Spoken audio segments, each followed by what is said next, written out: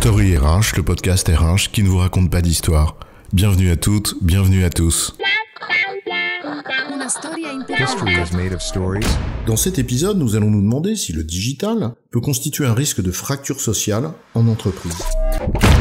Aujourd'hui, tout le monde a un ordi, tout le monde sait s'en servir, tout le monde travaille avec le digital, utilise Internet, et tout le monde est à l'aise sur Teams. D'ailleurs, avec la crise de la Covid, tout le monde s'y est mis, non ? Certes, et c'est un peu ce que le discours ambiant nous dit, mais ignorer les nuances, le halo de lumière un peu éblouissant de ce discours peut conduire aussi à ce que nous ignorions certains risques, sources de fracture sociale.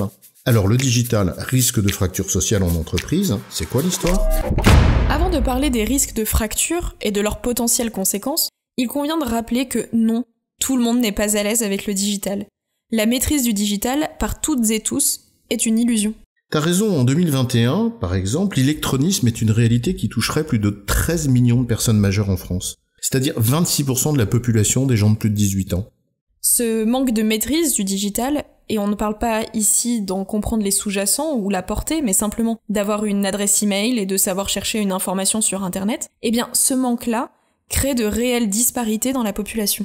L'immaturité numérique, cela réduit non seulement l'accès à l'information, mais aussi aux droits, y compris les plus élémentaires. Si on parle de l'accès aux soins, par exemple, ou aux vaccins en période de Covid, l'une des causes de difficulté pour certains résidait dans le manque de maîtrise du numérique ou tout simplement d'accès à Internet pour s'inscrire dans un vaccinodrome.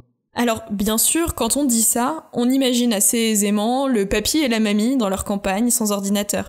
Sur les 13 millions de personnes dont tu parlais, on imagine surtout les personnes de plus de 65 ans. Et ça pose en effet, comme tu le soulignes, des questions d'ordre sociétal, bien sûr. Mais le ou la chef d'entreprise qui nous écoute se sent pas vraiment concerné par cette population de plus de 65 ans. L'entreprise ne va pas prendre à sa charge l'acculturation au numérique des personnes qui sont à la retraite. Oui et non. Bien sûr que la question de l'âge est déterminante dans l'accès au numérique, mais détrompe-toi, il n'y a pas que les vieux qui sont à la ramasse. C'est pas ce que j'ai dit, le prends pas personnellement. Je te donne juste un chiffre pour te convaincre.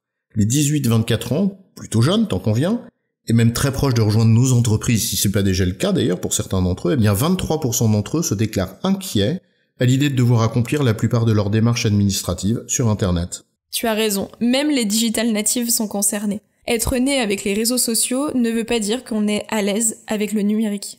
Une étude australienne révèle que 45% des étudiants peuvent être considérés comme des utilisateurs rudimentaires. En gros, on sait cliquer, mais on est perdu dès qu'il y a un message d'erreur qui apparaît.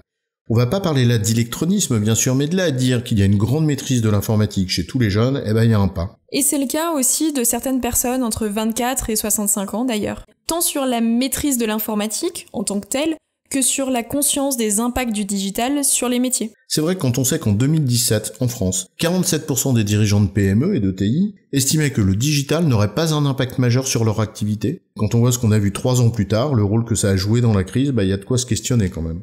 La combinaison entre, d'une part, une maturité numérique très hétérogène au sein de la population active, et d'autre part, le fait que le numérique soit devenu une quasi-norme de la vie professionnelle, constitue à lui seul un risque de fracture du corps social. Cette fracture du numérique vient en fait renforcer des fractures existantes. On en a parlé sur la différence de maîtrise moyenne entre les plus de 65 ans et les autres.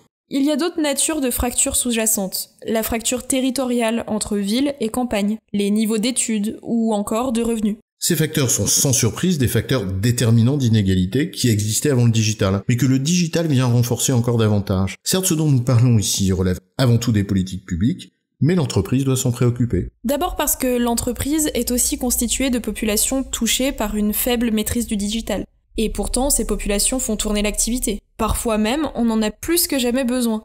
Et on a même parfois beaucoup de mal à les recruter. Et on l'a vu, de nombreuses catégories peuvent être touchées. Si ce n'est d'électronisme, au moins d'une maîtrise perfectible de ce qui s'impose pourtant comme une norme dans de nombreux métiers. Cette fracture est en effet d'autant plus délicate à résorber qu'elle touche un spectre vaste de personnes au sein d'une même entreprise, ajoutant une difficulté supplémentaire dans la détection des insuffisances. Ajoute à cela qu'il n'est pas toujours facile pour un dirigeant ou pour un digital native à qui on prête aisément des compétences sur ces sujets de dire que non, je sais pas et qu'il y a franchement besoin d'un accompagnement. Alors on met tout ça sous le tapis et le risque de fracture du corps social s'intensifie avec un fonctionnement à 2 vitesses. Ceux qui jonglent aisément d'application en application, adoptent les nouveaux modes de travail qui y sont liés, trouvent facilement l'information là où elle est nichée, et les autres.